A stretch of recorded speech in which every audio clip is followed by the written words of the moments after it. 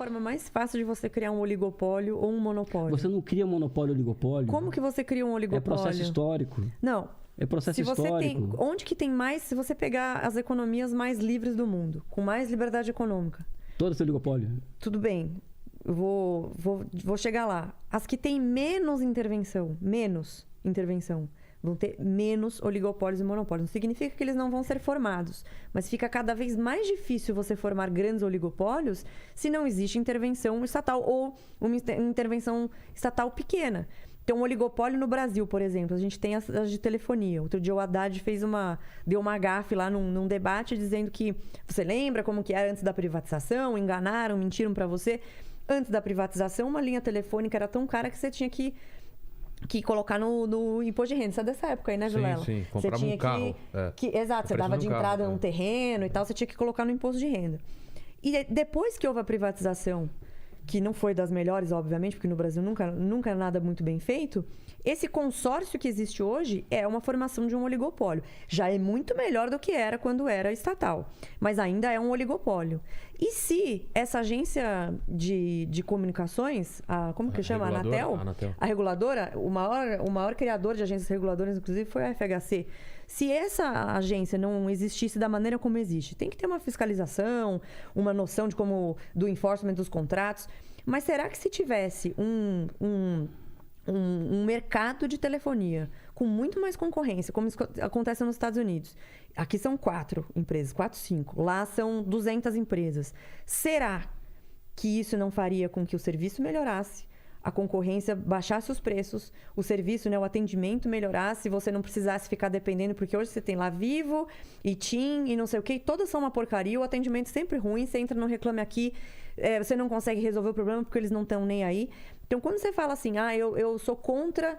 você falar que o liberalismo é uma fantasia e a criação do oligopólio, dos monopólios, é um resultado desse capitalismo. Mas quando você vê que o Estado interfere de várias maneiras na criação de uma agência reguladora, numa regulação para fazer as licenças e as licitações, as tarifas, os impostos, as dificuldades para criar aquele tipo de empresa. Então, necessariamente, o oligopólio e o monopólio está sendo criado por causa dessas dificuldades que o Estado encontra. Então, você tem o mercado bancário brasileiro, também é um baita de um oligopólio. É muito difícil de se abrir uma instituição financeira no Brasil. Nos Estados Unidos, não. Tem sei lá quantos mil bancos. Então, isso faz com que o serviço fique melhor, que a maneira como você entrega esse serviço fique melhor e esse cliente tenha acesso a vários tipos de empresa. Então, assim, o oligopólio e o monopólio é necessariamente um resultado de uma interferência exagerada do Estado. Tá, os Estados Unidos, por exemplo, primeiro que lá pode ter bilhões de bancos, por exemplo. Até um pouquinho mais aqui para a esquerda. Lá eles podem ter milhões de bancos, por exemplo, até porque eles têm a moeda que... Os bancos privados criam moeda nos Estados Unidos, né? Isso é um fato, né? E a moeda de referência internacional é o dólar, ou seja...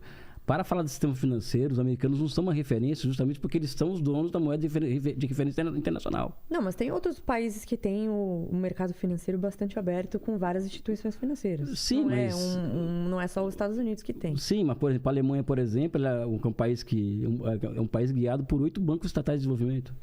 A Alemanha, que são bancos regionais de desenvolvimento. O que eu estou dizendo é o seguinte, existem trajetórias históricas diferentes de países, eu acho. Né? Agora, o caso brasileiro, né?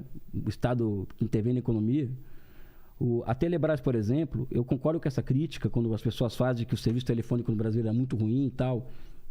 É legal. Só que a Telebrás, por exemplo, e o sistema Telebrás e a Telesp, por exemplo, elas criavam algo que foi destruído no Brasil e que o mundo inteiro admirava, que era a tecnologia. Aqui o Brasil tinha a Telebrás e a Telesp, elas tinham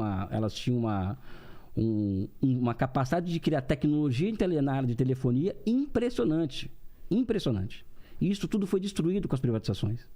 Mas então por que a tecnologia foi destruída e aí era tão maravilhoso? Não vou falar maravilhoso porque você não gosta de adjetivo, mas era tão bom a tecnologia que era criada, como que isso não chegava na ponta? Isso por que não chegava na ponta?